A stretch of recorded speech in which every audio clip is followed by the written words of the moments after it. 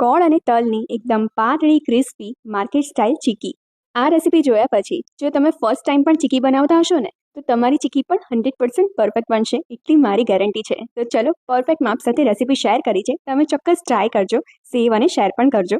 ગોળ અને તલનું માપ સેમ રાખવાનું છે. કઢાઈમાં તલને પહેલા તો ધીમા તાપે એકદમ સરસ રીતે શેકી લેવાના છે, ફૂટવાનો અવાજ આવે ત્યાં સુધી, પછી ઠંડા કરી લઈશું. ગોળનો પાયો કરવાનો છે તો કઢાઈમાં 1 કપ સમારેલો ગોળ લેવાનો છે, એમાં 2 ટીસ્પૂન જેટલું પાણી ઉમેરવાનું છે.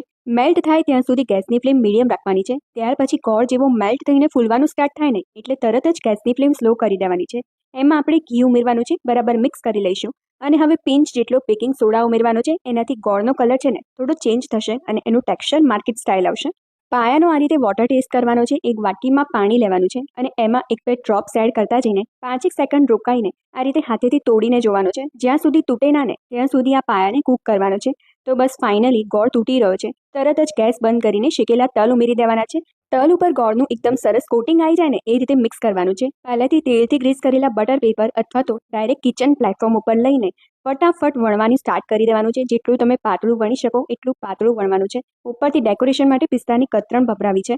ચીક્કી ગરમ હોય ત્યારે જ આપણે ચપાતી કટ લગાવી દઈશું, એટલે ઠંડી થાય એટલે પરફેક્ટ શેપમાં આપણે પીસ કરી શકીએ. આમાં ધ્યાન એટલું રાખવાનું છે કે ગોળનો પાયો એકદમ પરફેક્ટ કરવાનો છે અને બધી જ પ્રોસેસ સ્પીડમાં કરવાની છે.